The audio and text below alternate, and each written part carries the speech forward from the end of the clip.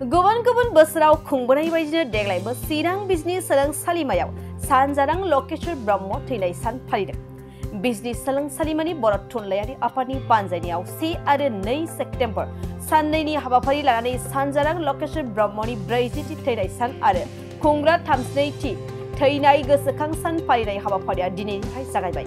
बे समाव बिजनी सोलोंसालिमानि गोरायुं आरो बानजाय आफादनि मासिगिरि इन्द्रजित ब्रह्मआ बुङोदि बे हाबाफारियाव गुबैयै थुनलायारि बादायलायनाय, हारिमुआरि बादायलायनाय, सेमिनार आरो गेवलां मेल बेफोर हाबाफारिखौ लादों आरो बे हाबाफारियाव आसामनि बर' फरायसा थानाय गासै गं 20 सोलोंसालिमाफोरनि फरायसा हानजाफोरा बाहागो लाफैदों होननाबो फोरमायदों। लोगोसे गाबोननि जानो गोनां गेवलां मेलाव मिरु एबसुनि आफादगिरि दिपेन बराबो बाहागो लाफैगोन होननानै फोरमायदों।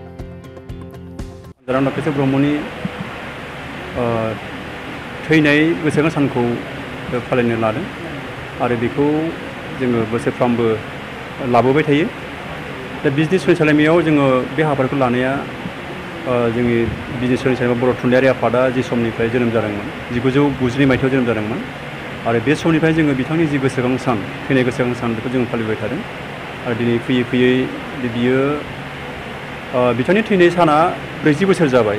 दा 40 बोसोर जादोंब्लाबो जोङो जे समनिफ्राय जों खुंजादों बेखौ जोङो लाबोदों आरो जोङो खुंजेननायखौ लायोब्ला दिनै जोङो 32थियाव जों आगान होबाय। दा बे हाबाफारियाव जोङो खालि बिजनी कलेजाल' खुंनायाव बाहागो लादों बे नङा। जोङो दा बुंनो थाङोब्ला दिनै आसामनि दाब ओनसोलनि सोलोंसालिमा आरो गेजेर गोजौ फरायसालिफोरनिफ्राय जों फरायसा बिथांमोनखौ जों हांख्रायनानै जोङो हाबाफारिफोरखौ लाबोदों।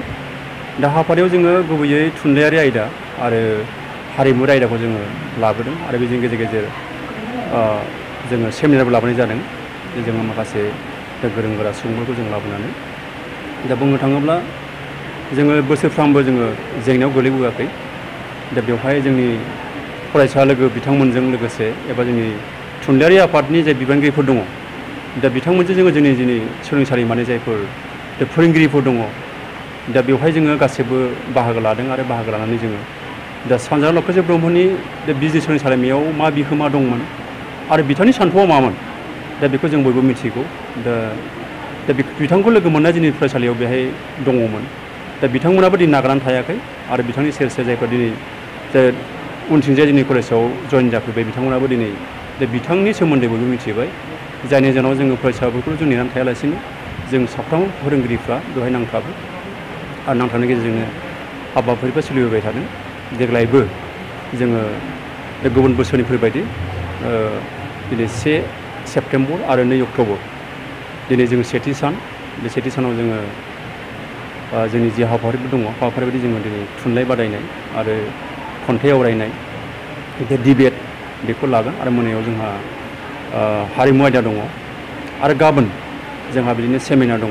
सेमिनारनि उनावहाय आरो गेवलां मेल बेहाय बेखौ जों थि खालामखाबाय आरो दिनै हाबाफारियाव जोंहा गासै 20था सोलोंसालिमाजों लोगोसे जोंनि लकेल जायफोर सोलोंसालिफोर दङ दा बेनिफ्राय जोंनि हांख्रायनाय बायदि बिथांमोना नुजाफैदों आरो बाहागो लागासिनो दङ आरो मोनफ्रोमबो हाबाफारिखौ बिथांमोना गोजोनै जाफुंहोलांनो बिथांमोना जोंनि खोथाखौ होदों आरो जोङो गाबोन 2थि सान 2 सेप्तेम्बर दा बेवहाय जोङो फुंनिफ्रायनो हाबाफारिया जागायगोन।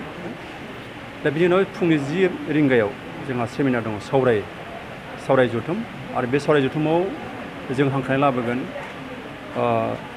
प्रफेसर इन्दिरा बर' डिन फेकाल्टि अफ डिन बड'लेण्ड इउनिभारसिटि आरो नैथि फुंखायाव दङ जोंहा डक्टर अजित बर' प्रिन्सिपाल गसाइगाव बिएड कलेजनिफ्राय बिथाङाबो नुजाफैगोन आरो जोंनि खोथाखौ हरखाबाय। दा बिनि उनावहाय जों गेवलां मेल दङ बेलासिनि 2 रिंगानिफ्राय। दा बेवहाय जोङो हांख्रायनाय लाबोदों एबा बिथाङा नुजाफैगोन जोंनि हांख्रायनाय मथे दुलाराय बर' फरायसा आफादनि आफादगिरि दिपेन बर' बिथाङा फैगोन जेसिम खोथाखौ हरबाय आरो बिथांजों लोगोसे बर' थुनलाइ आफादनि लेङाइ आफादगिरि प्रसान्त बर' बिथाङाबो नुजाफैगोन आरो बिथाङा जोंनो खोथाखौ होखाबाय आरो बेजों लोगोसेनो जोंनि माखासे लकेलनि जोंनि माखासे समाजारि आफादफोरनिफ्राय जायफोर दैदेनगिरि दङ प्रेसिडेन्ट सेक्रेटारि बिथांमोनखौ जों हांख्रायदों आरो बिथांमोना